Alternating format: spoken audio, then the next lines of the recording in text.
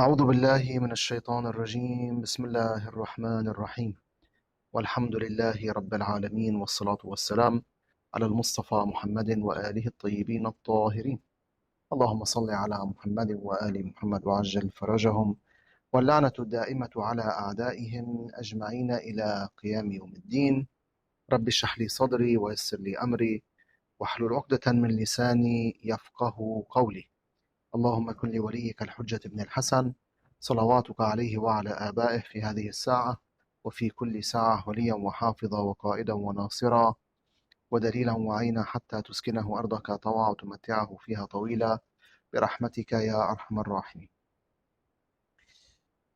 So this is our first class regarding the biography of the Prophet sallallahu alaihi wasallam for this year. But similar to what we said yesterday, we've been having this class for a few years.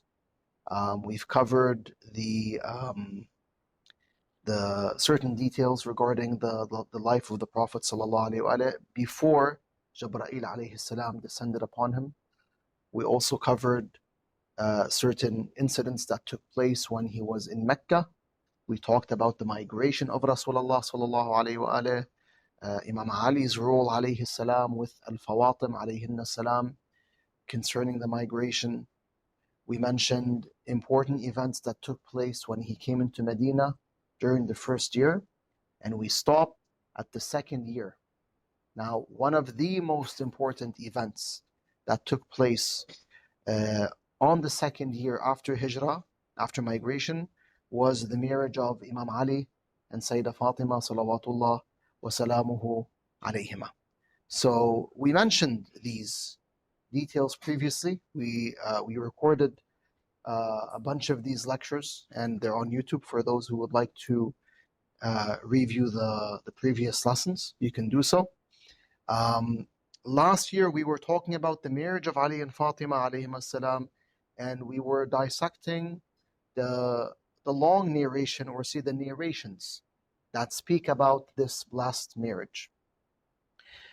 The infallibles alayhim salatu wassalam, as all of you know, teach us lessons throughout all of their deeds. So any action that the ma'soom, that the infallible performs, whenever the infallible performs a particular action, whatever that action may be, there's a lesson behind what he or she is doing. So it's very important to come forward and look at the narrations that speak about the marriage of Amir al-Mu'mineen, the commander of the faithful, Ali ibn Abi Talib alayhi salam, and the lady of light Fatima salawatullah wa salamuhu alayha, because it teaches us a lot regarding marriage. For example, it teaches us what are, main issues that we should be focusing on when we want to get married. And what are some issues that we should disregard, we shouldn't even pay attention to? Or what are some issues that are not too important in regards to other issues, in comparison to other issues, so on and so forth. The beauty about this marriage, or at least one beautiful issue regarding this marriage, is that you had three ma'sumin, three infallibles who were involved in the marriage. Rasulullah sallallahu alayhi wa sallam, who was the father-in-law of Amir al-Mu'mineen alayhi salam, the father of the bride. And you had Fatima alayhi salam, the mistress of the women of the world, who was the bride. And you had the commander of the faithful, who was the groom, alayhimu salatu wassalam jami'an. So we did mention a few points regarding this marriage, and we want to continue where we left off. Okay, so if you want to watch the lectures that we gave last year, you can do so. They're on my page, youtube.com/Hamam03. Okay, you can find the lectures over there. We mentioned that there was a command from Allah subhanahu wa ta'ala directed at Rasulullah sallallahu alayhi wa sallam, telling him to marry Ali to Fatima salawatullah wa salamuhu alayhima. And the Prophet made it clear to his companions that Zahra al-Batul alayha salam was no ordinary lady, and that her issue, meaning the issue of her marriage, lied in the hands of Allah. So it was Allah Azza wa Jal who was going to choose the husband of Fatima al-Zahra salawatullah wa salamuhu alayhima.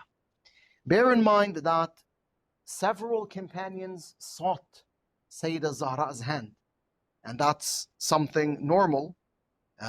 Any companion would wish to be, the husband of the daughter of Rasulullah sallallahu alayhi wa alihi wasallam, especially that this would give him a unique position in the Muslim ummah, amongst the Muslims. Makes sense? So for example, Abu Bakr, he sought her hand. Rasulullah refused, sallallahu alayhi wa alihi. Umar sought her hand. Rasulullah refused. Abdul Rahman ibn Auf, Uthman, they all sought Sayyidah Fatima's hand, and the Prophet would not accept, sallallahu alayhi wa alihi, nor would Fatima alayhi salam accept anyone other than Ali ibn Abi Talib, salawatullah wa salamuhu alayhima. Interestingly, from her birth, if you read the narration about Sayyidah Fatima's birth, salamullahi alayha, from the day she's born, she speaks. When the four women of the four great women, Maryam alayhi salam, Kulthum or Kaltham, the sister of Musa, Sarah and Asya bint Muzahim, they come to Khadija, salamullahi alayhinna ajma'in, and also a bunch of Hur al-Ain, they come to welcome the Lady of Light into this world. Sayyidah Zahra speaks, with Allah's permission, obviously. It's a miracle, similar to how Isa alayhi salam spoke when he was in the cradle. And amongst the words she says is that I testify that my husband is the master of the successors. So from day one, she already knows who will be her husband. And it will be none other than the master of the successors, meaning Ali.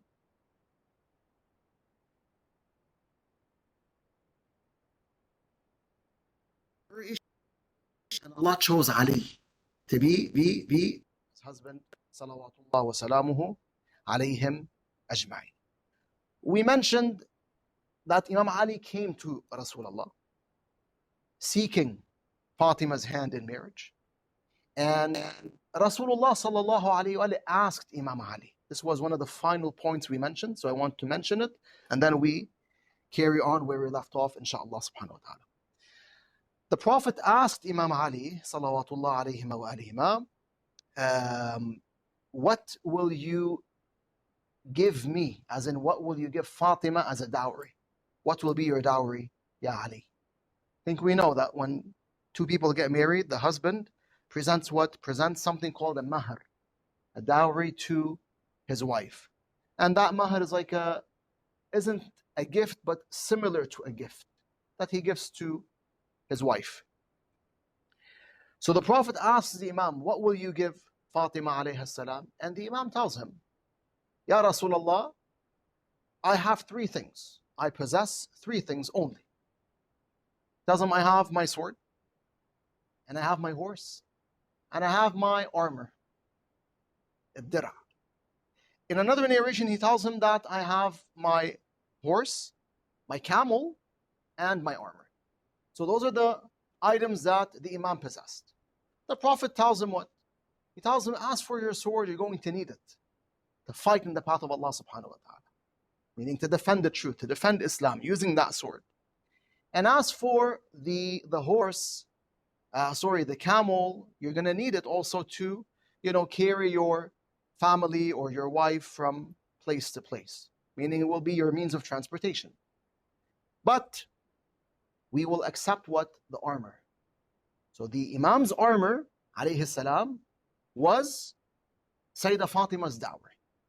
Here the Prophet tells Amir al-Mu'minin, salawatullah alayhima wa alihima, to go and sell the armor.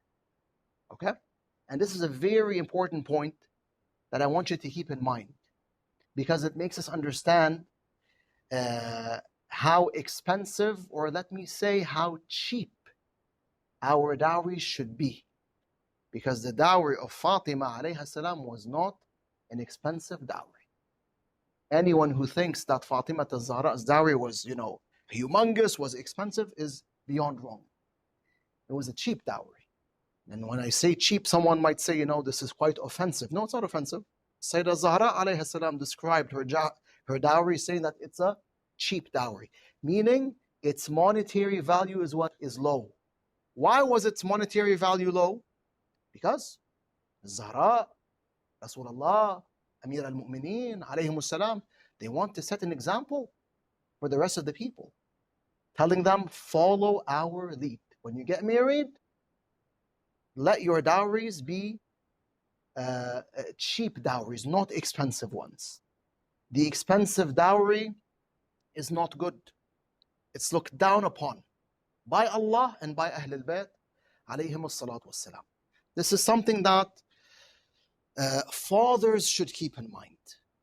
Fathers, the father of a particular lady, should keep this point in mind. The expensive dowry is looked down upon. It's dispraised by Ahlul Bayt, alayhim as-salatu was-salam.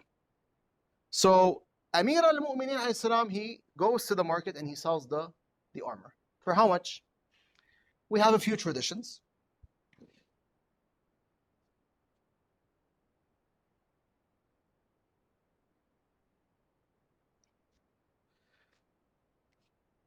Some traditions say 500 silver coins. And this is quite known. 500.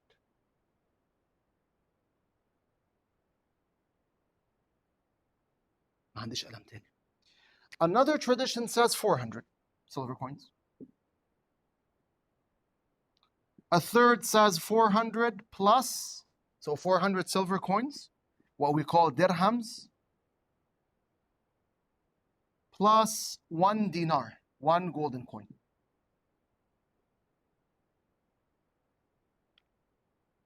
So we can fairly say that the dowry of Zahra alayhi salam was between 400 silver coins to what? To 500 silver coins. What's the value of 500 silver coins? 1 silver coin equates approximately 3 grams of silver. So 1 silver coin approximately equates what? 3 grams of silver.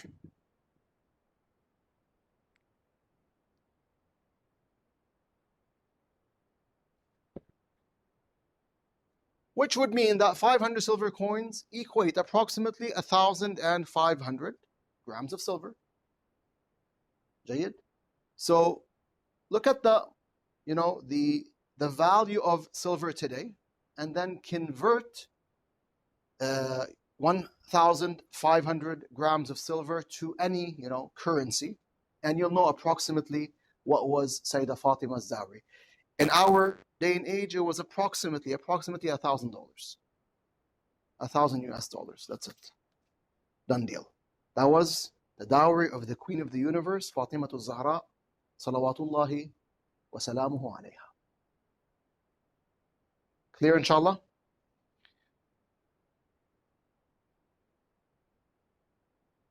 This is something we should keep in mind. Again, because the traditions of Ahlul Bayt alayhim as-salatu was-salam told us that we should not exceed the dowry of Fatima Zahra salamullah alayha when we get married. I'm not saying that if the mahar exceeds her dowry, the marriage is invalid. No, it's still valid. But we're doing something wrong when we're exceeding her dowry salamullahi alayha.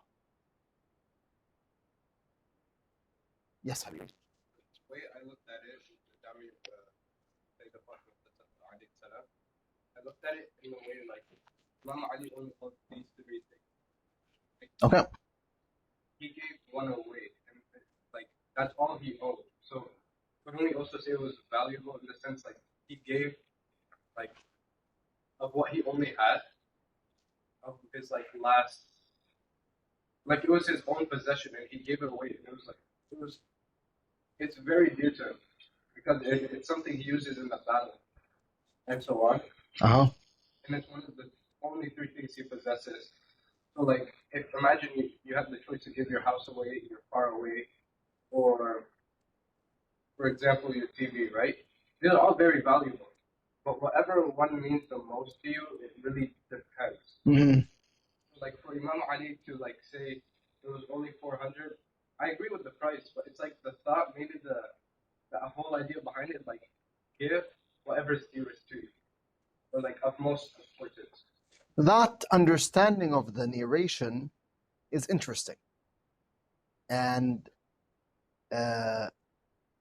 one might incline towards this idea had there not been other narrations specifying that you need to, you cannot exceed 500 dirhams. Make sense? So you have other traditions telling us that we shouldn't exceed 500 dirhams, what we call mahr sunnah, when we, present a mahr, a dowry to our wife or to our wives. Make sense? Again, when I'm saying you shouldn't, I'm not saying it's haram. It's not haram. Your dowry can exceed in the sense that it is lawful to have an expensive dowry. It's lawful. It's not haram. But is it good? No. It's looked down upon. Jayyid? And there are commands given by the Imams alayhimus salam telling us that we should not exceed the dowry of Fatima az-Zahra salamullah alayha. Right? So yes, someone might understand that, actually Amir al-Mu'mineen's dowry was quite expensive because he gave one of the 3 items he possessed. So it's as if he's giving 1/3 of his wealth, right? But that's not the case. There's a lot of emphasis on the number 500 silver coins. And as we said, 1 silver coin equates what? 3 grams of silver. Review, for example, Kitab al-Zakat, the chapter of Zakat, in the book of Sayyid Muhammad Sa'id al-Hakim, his book of jurisprudence, Minhaj al-Salihin, or the other book, I believe it's called Al-Ahkam al-Fiqhiyya, if I'm not mistaken. In it, he mentions that 1 gram of silver equates approximately 3 grams. It's a little bit less, by the way, than 3 grams. So then we'll understand that 500 dirhams equate approximately 1,500 grams, 1,500 grams of silver. Wadah? There's a very nice narration, a beautiful narration that perhaps we'll read one day, which speaks of a dialogue that took place between Rasulullah sallallahu alaihi wasallam and one of his closest companions called Hudayfa ibn al-Yaman. Rahmatullah ala Hudayfa. Hudayfa, in that narration, speaks about the dowry. And he keeps on asking Rasulullah questions right and left about the dowry. And he tries to find, what we call a loophole to kind of give a dowry which exceeds mahr sunnah. And the Prophet does not give him permission. He tells him if that is going to happen, as in if a husband wants to give his wife something that exceeds mahr sunnah, then let his dowry equate mahr sunnah, 500 dirhams, and whatever exceeds it will be given under the title of birr. Birr means doing good to someone else. So suppose I want to give, let's say, my wife $10,000. We'll agree that our mahr, our dowry is the mahr of Fatima, nothing else. Bas, mahr al-Zahra alayhi salam. Whatever exceeds mahr al-Zahra is a gift, for example, what we call hiba, but not mahr. Ahsant. The niyyah changes. On a practical level, she's gonna get the same amount of money, right? Or the same amount of wealth. But it makes a difference in regards to certain ahkam, to certain rules.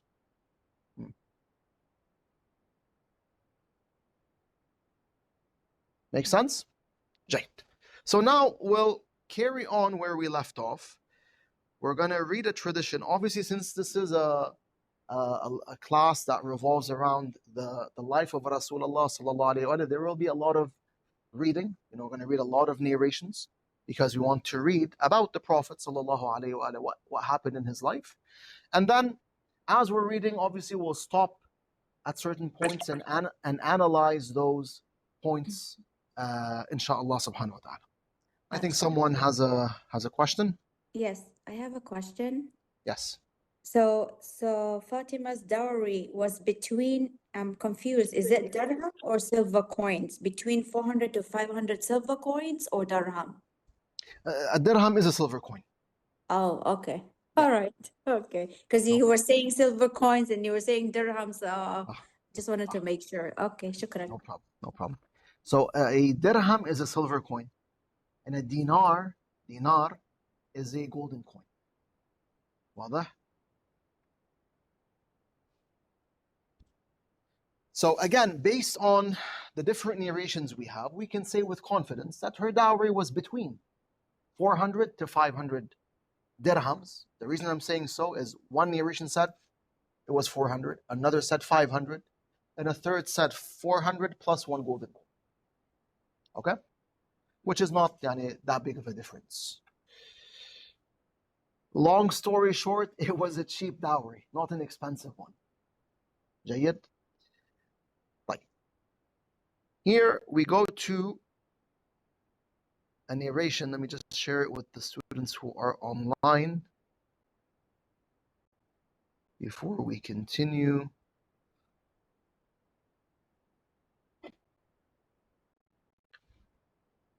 I'm going to send it to you guys through the chat section.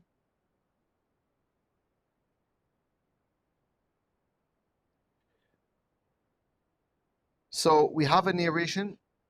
The students who are present, you can find it on the paper. جيد. In the book دلائل الإمامة by Muhammad ibn Jarir al-Tabari al-Shi'i. May Allah bless his soul. Remember we said there were two individuals who had the same name. Muhammad bin Jarir al-Tabari. Okay? One was a Sunni scholar who wrote the famous book of history, Tarikh al-Tabari, and also has a book of tafsir, a book through which he explains the Quran. And then you had a person with the same name, Muhammad bin Jarir al-Tabari, but he was Shi'i. He was from the Shia. So he has a book called Dala'il al-Imama, which contains fabulous traditions. In it, there's a narration by Imam al-Sadiq alayhi salam where he mentions the marriage of Ali and Fatima, and the Imam says, Imam Ali alayhi salam, ثم أتيت بها إلى النبي صلى الله عليه وآله.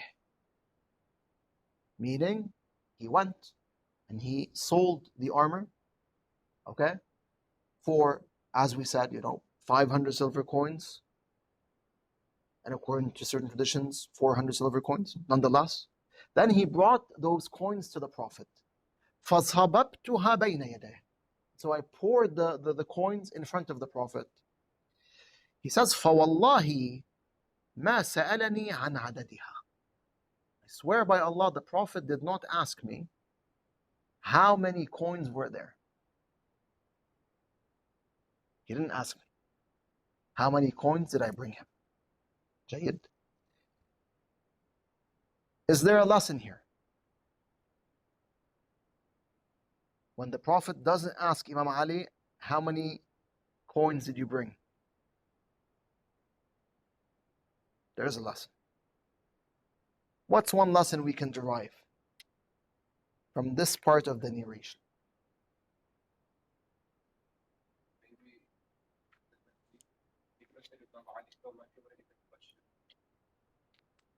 They had such a strong bond, he wouldn't question anything that's That's a given, akid. Definitely he would trust Amir al-Mu'mineen fully, had no doubt in Imam Ali's actions or intentions. But is there something else we can understand? I think he doesn't care, the Prophet doesn't care about the amount of money. He knows who he was giving his daughter to. Ahsantum. So the Prophet, I'm not going to say he doesn't care, but Prophet is teaching us here that, a person, a man, a father, should not be super picky in regards to his daughter's dowry. The dowry is a secondary issue. The primary issue in marriage is not having an expensive dowry or a wedding that costs $20,000 or $40,000. The primary issue in marriage is finding the right spouse for your son or your daughter. That's the main issue. Here I'm talking to parents. If I'm talking to people who want to get married, then I would tell them the primary issue is to find the right spouse for yourself. Jayid? Find the right person. The mu'min who's khaluq, who has good morals, who's pious, or the mu'mina who's khaluqa, she has good morals. She's patient, she's tolerant, so on and so forth. And pious, obviously. For parents, it's essential that they focus on what? Not on the dowry, not on the wedding. These issues will come regardless. Focus on what? On the spouse, on finding the right husband for your daughter or the right wife for your son. That's the most important issue. Right? What we call al-kuf, the suitable match, the suitable spouse for your son or your daughter. Before I continue, I think Brother Hussain had a question. Hussain, you have a question? Hussain Sharara? It got solved, got answered. Yeah. Okay, tamam. Then it says, وَكَانَ رَسُولُ اللَّهِ صلى الله عليه وآله. Imam Ali says, وَكَانَ رَسُولُ اللَّهِ سَرِيَّ الْكَفْ, meaning the Prophet was a generous man, he says. He was generous. In fact, he was the embodiment of generosity. فَدَعَى بِلَالًا وَمَلَأَ قَبْضَتَهُ. Here the Prophet summoned Bilal. Rahmatullah alayh. Bilal was one of the companions of Rasulullah sallallahu alayhi wa alayhi. He was black. He was Habashi from Abyssinia, modern day Ethiopia. And he was a loyal follower of Ahlul Bayt. He was one of the companions who did not backstab Imam Ali after the Prophet's death, sallallahu alayhi wa alayhi. And after Rasulullah died, Bilal did not perform adhan for anyone except one individual, Sayyidah Fatima salawatullah wa salamu alayha. That's it. He would not perform adhan for the individuals who opposed Amir al-Mu'mineen alayhi salam. He wouldn't. But when Fatima salamullah alayha asked him to perform adhan, he did it after Rasulullah's death sallallahu alayhi wa alayhi. So he, yes, Habibi.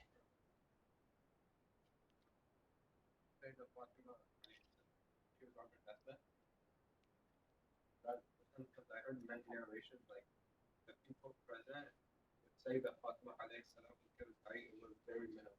Okay. Not that much Sahaba, only the very close. Mm-hmm. That's what I know. Is Bilal also there? I don't recall him being there. I'd have to check again, but I don't recall him being there. He was basically told to leave. Certain individuals who opposed Amir al-Mu'mineen alayhi salam told him to leave al-Madinah al-Munawwara. Yeah. Yes. Kind of. Yeah. And he went to Sham. And he died in Sham. Yeah, he died in Sham, rahmatullah alayh. But he was a good man. He was a good man. So Bilal was summoned by Rasulullah, and the Prophet gave him a bunch of silver coins and told him to do what? Here it says mala'a qabdatah, which could mean one of two. Either Rasulullah, grabbed silver coins with his hand such that it filled his hand, the silver coins filled his hand, or he did that and he put those silver coins in the hand of Bilal. فقال يا بلال ابتع بها طيبا لابنة فاطمة عليها السلام. He told him, go and buy perfume with these silver coins for my daughter Fatima عليها السلام. Then the tradition continues. It says that the Prophet also commanded Salama, salamullahi alayha, rahmatullah alayha. He commanded Salama to buy a mattress for Sayyidah Zahra and a few pieces of clothing. And then the Imam says, alayhi salam, let me just send the next part of the tradition.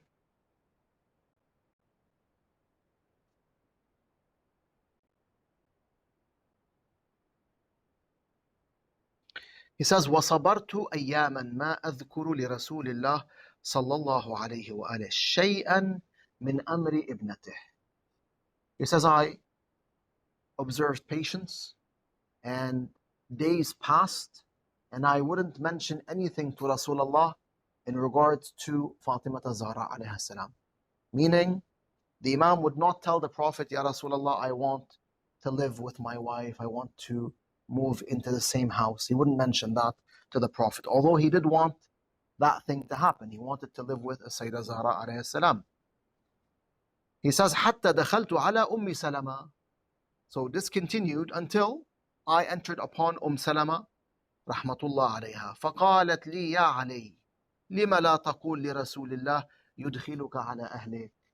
So Salama told the Imam alayhi salam, oh Ali, why don't you tell the Prophet sallallahu alayhi wa that you want to live with Fatima alayhi salam, as in you want the wedding to take place and you want to, start your marital life with Sayyidah Zahra. قال قلت أستحي منه أن أذكر له شيئا من هذا. He told her, Salama, that I am shy. Because of my shyness, I cannot mention this thing to Rasulullah sallallahu alayhi wa sallam or anything similar to it. So here, what do you understand? You understand that Amir al-Mu'mineen alayhi salam is teaching us that being shy from your father-in-law in such a phase is normal, right? Amir al-Mu'mineen alayhi salam was extremely close to Rasulullah. Their relationship was beyond mesmerizing and was beyond strong. The Prophet raised him, sallallahu alayhi wa sallam. So he treated Ali from his childhood like a son. And the Imam treated Rasulullah like a father, sallallahu alayhi wa sallam. Then again, we can't forget that he was his cousin, his direct cousin. Then again, he was his akh. On the day of Mu'akhat, which we mentioned previously, the Prophet chose Amir al-Mu'mineen alayhi salam to be his spiritual brother. He was the spiritual brother of Rasulullah sallallahu alayhi wa sallam. He was his wazir, his main aide.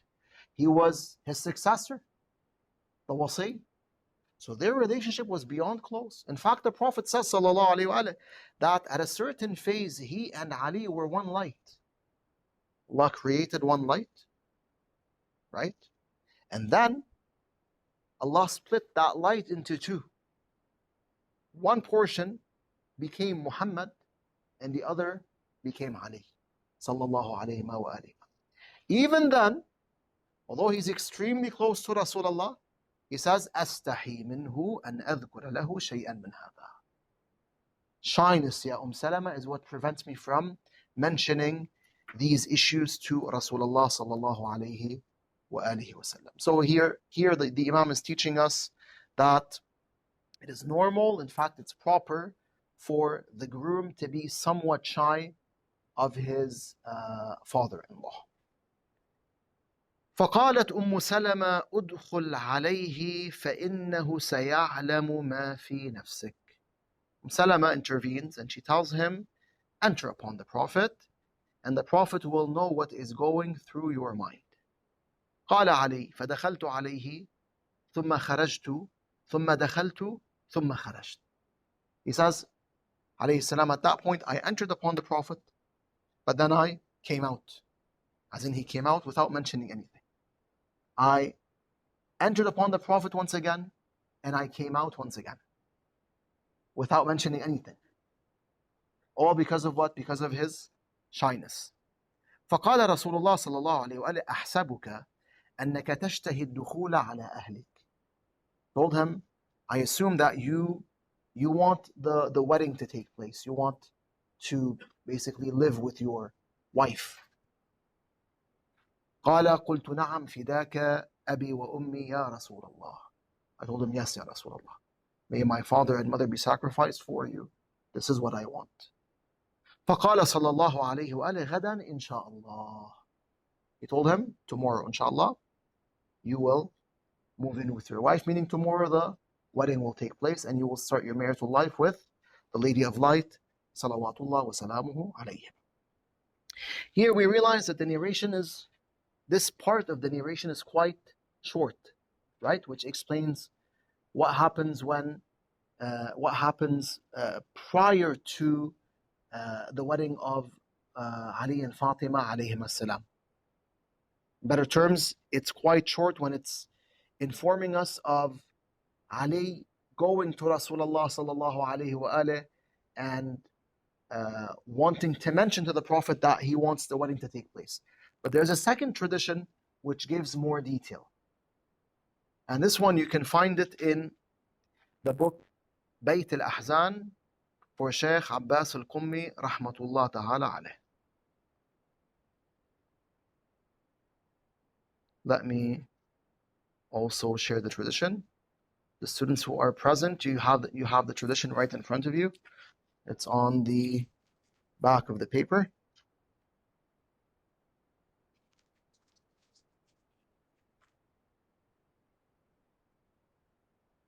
By the way, the tradition I was reading was in front of you on the paper, huh?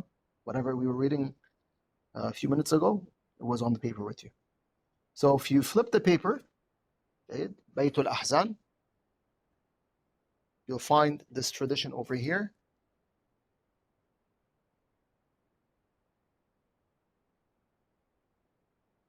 Let me just send the students online the hadith.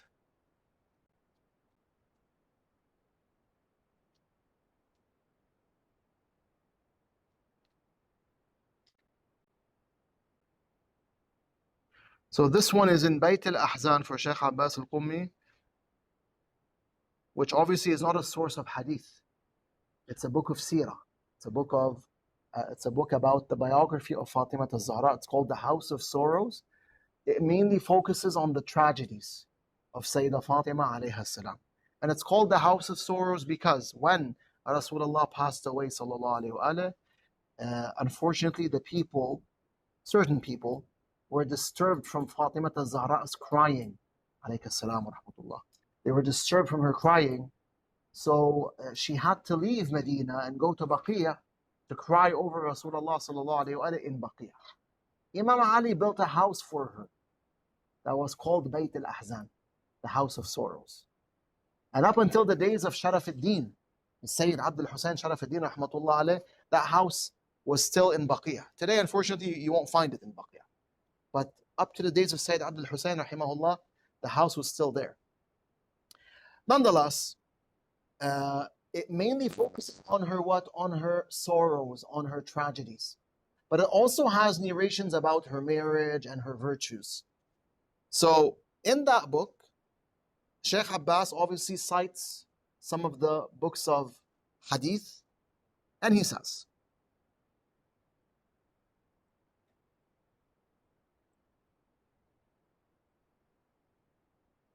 قال علي عليه السلام فأقمت بعد ذلك شهرا أصلي مع رسول الله صلى الله عليه وآله وأرجع إلى منزلي. He says, after that incident, 1 month passed, and in that month I would pray behind the Prophet sallallahu alaihi wasallam, and I would go back to my house. So Imam Ali had officially sought Lady Fatima's hand, and the Prophet obviously welcomed him. The Prophet was thrilled to hear that the Imam wanted to marry Fatima alayhi salam. Zahra agreed. Allah subhanahu wa ta'ala had given the command that Ali should marry Fatima, Fatima should marry Ali, salawatullah alayhima. After these incidents, the Imam says, 1 month passed. 1 month. And in that month, I would pray behind Rasulullah sallallahu alayhi wa, and I would go back to my house. وَلَا أَذْكُرُ شَيْئًا مِنْ أَمْرِ فَاطِمَةَ عَلَيْهَا السَّلَامُ. But I would not mention anything pertaining to Fatima alayha salam. As in, I wouldn't tell the Prophet that I want to live with her, I want the wedding to happen, etc. ثم قلنا أزواج رسول الله صلى الله عليه وآله ألا نطلب لك من رسول الله صلى الله عليه وآله دخول فاطمة عليها السلام عليه. He says, then the wives of the Prophet, they intervened. So in the previous tradition, it mentioned Salama, right? Here it's mentioning the wives of the Prophet, which could mean that Salama was talking on behalf of the other wives of Rasulullah. Or it could mean that not only Salama spoke to Imam Ali, other wives as well did. So they told him, should we ask Rasulullah sallallahu alayhi wa alayhi to should we ask Rasulullah sallallahu alayhi wa alayhi to basically allow you to live with Sayyidah Zahra alayhi salam? Should we ask him? Should we tell him that, Ali wants the wedding to take place? فَقُلْتُ إِفْعَلْنَا. I told them, go ahead, do so. فدخلنا عليه صلى الله عليه وآله فقالت أم أيمن يا رسول الله لو أن خديجة باقية لقرت عينها بزفاف فاطمة عليها السلام. Ayman rahmatullah alayha was present, and she told Rasulullah, O Messenger of Allah, if Fatima alayha salam, if Khadija was still alive, she would have rejoiced upon witnessing the wedding of Fatima alayha salam, the reception of Fatima salamullahi alayha. وَإِنَّ عَلِيًّا يُرِيدُ أَهْلَهُ. Surely Ali wants his wife, meaning he wants to live with his wife. فَقِرَّ عَيْنَ فَاطِمَةَ بِبَعْلِهَا وَاجْمَعْ شَمْلَهَا وَقِرَّ عُيُونَنَا بِذَلِكَ. So we ask you, Ya Rasulullah, let Fatima rejoice by allowing her to live with Ali alayhima as-salatu was-salam, and let us rejoice as well through this beautiful reception, this beautiful wedding. Salama, Ayman rahmatullah alayha, I'm pretty sure you've heard of this name in the season of Fatimiyya. Ayman was a very good lady, a lady of heaven. Rasulullah said, sallallahu alayhi wa sallam, if anyone wants to look at a person or a lady from heaven, meaning a lady who will enter heaven, then let him look at Ayman, rahimahullah. She supported the Sayyidah Zahra alayhi salam after the Prophet's death regarding the issue of Fadak. She was one of the witnesses that Sayyidah Zahra brought and witnessed in favor of Fatima salawatullahi alayha regarding the land of Fadak. And her son Ayman was one of the martyrs of Hunayn. He was martyred in Hunayn, rahimahullah. So here the tradition says, فَقَالَ مَا بَالُ عَلِيٍّ لَا يَطْلُبُ مِنِّي زَوْجَتَهُ. Prophet said, sallallahu alayhi wa sallam, why doesn't Ali ask me? Why doesn't he ask me to allow him to live with his wife?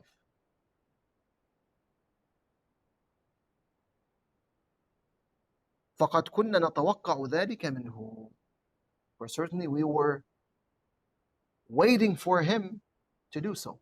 As in, I was expecting that he would come and speak to me about this issue. قال علي عليه السلام فقلت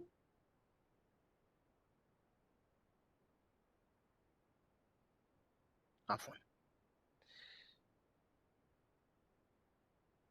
قال علي عليه السلام فقلت الحياء يمنعني يا رسول الله. Imam Ali alayhi salam told the Prophet, it seems Imam Ali was present, he told the Prophet, shyness stopped me from doing so, Ya Rasulullah. Because I'm shy, I'm unable to mention this issue to you. I'm unable to make that request. فالتفت إلى النساء فقال من ها هنا. Here the Prophet addressed his wives and he told them, who is present? Now, this is a very important word when he says who is present. Why? Because up to this point, you'd imagine that the women are standing or sitting in front of Amir al-Mu'minin alayhi salam. He's also present in front of them, right? You'd imagine that it's a mixed gathering, possibly, right? But that's not the case. Because in this day and age, we're used to mixing with the opposite gender, especially in the West. When you read these traditions, you might think that, the wives of Rasulullah sallallahu alayhi wa alayhi were in front of Amir al-Mu'minin. He was in front of them. There was no hijab, no barrier. But that's not the case. Yes, the wives were present. But what does the Prophet say? He says, Man ha huna? Who is here? Which means that he's not seeing them with his eyes. Does he know who is there? Yes, he does. He's a Prophet sallallahu alayhi wa alayhi. He knows with his prophetic knowledge who is behind the curtain. But the fact that he says man ha huna, who is here, means there's a curtain. And the wives of Rasulullah sallallahu alaihi wasallam are behind that curtain. So Imam Ali is not, seeing them, and they're not seeing him. Makes sense?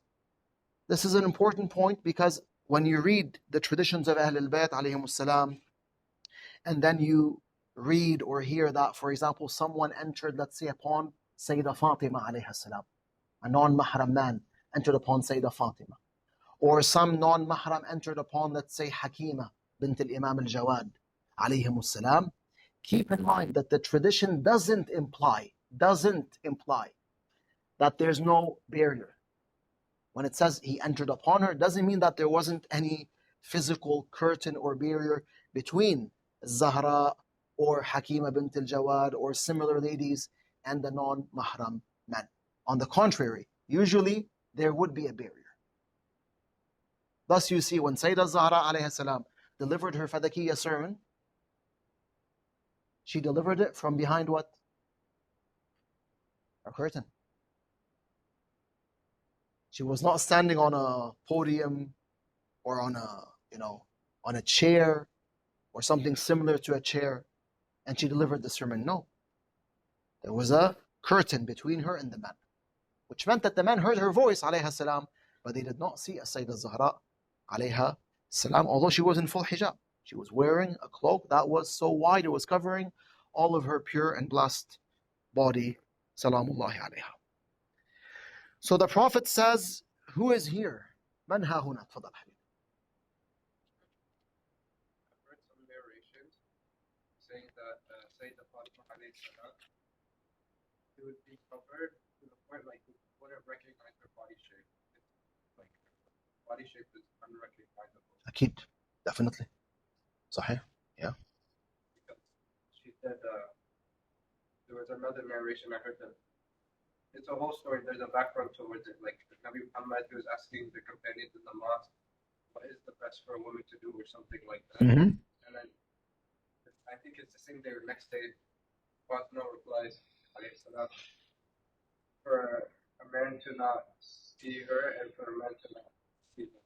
Mm-hmm. So it only makes sense that she would be unrecognizable. Ahsan.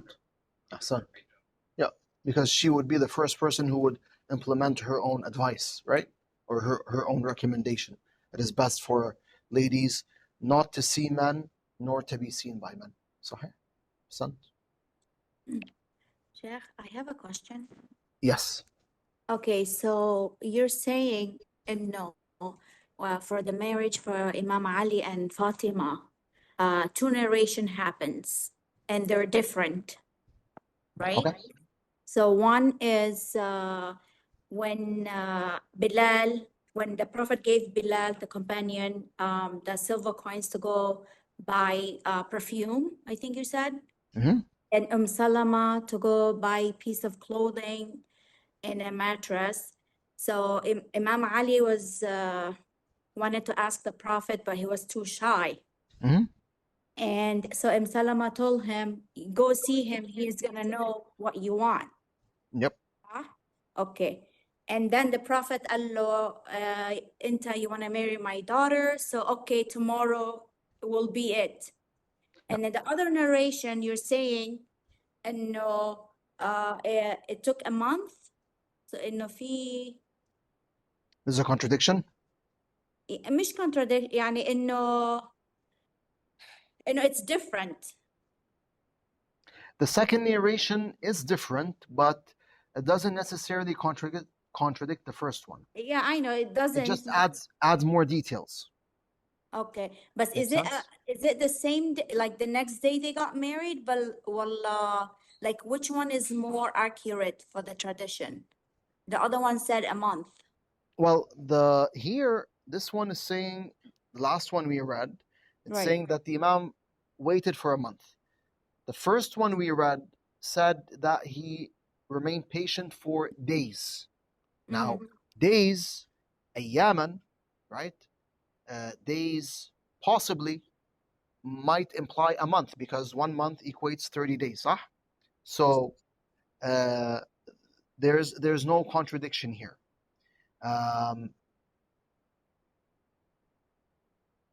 Even then we can say something else, which is when he says that sabartu ayyaman, I remain patient for an amount of days, this does not negate the fact that he remained patient for a whole month, because suppose that when he said ayyaman, he meant, let's say, 7 days or 10 days. It wouldn't contradict him remaining patient for a month, because 10 days or 7 days are part of 1 month. Okay, but the first tradition, it said ghadan. Doesn't Ghadan, ghadan that's mean? after the request. That's after the Prophet, after Imam Ali enters upon him Uh-huh. 2 times and then comes out and he Yeah. tells him, I assume that you want, the wedding to take place. Yeah. The Imam says yes, tells him, okay, tomorrow it's going to happen. Now, we didn't get to that point yet in this narration. Oh, okay. Got it. Okay. Makes sense? Yeah. Okay. Thank you. No problem. So I wanted to mention second narration because it gives more details. Jayyid. And we're going to see that it has a few points that we need to shed light on. As in, it has a few points, it holds a few points, a few lessons that we should focus on. Inshallah subhanahu wa ta'ala. For one of those points which we should focus on is the word of Rasulullah sallallahu alayhi wa alayhi, man ha huna, who is here, which indicates that there is a curtain or some sort of barrier between the men and the women. فقالت أم سلمة أنا أم سلمة وهذه زينب وهذه فلانة وفلانة. So here Salama spoke and she told him that it's me, Salama, and here is Zainab, meaning Zainab bin Jahash, rahmatullah alayha, who was one of the good wives of the Prophet, and here is Fulana, and Fulana, she names other wives of Rasulullah sallallahu alayhi wa. What is Rasulullah going to tell them? Inshallah, next week, if we are still alive, we'll continue the narration. We'll take a 10-minute break, and then we'll take our jurisprudence class. Walhamdulillahi Rabbil Alameen. Wa sallallahu ala al-Mustafa Muhammadin wa alihi al-Tahirin. اللهم صل على محمد وعلى آله وصحبه وسلم.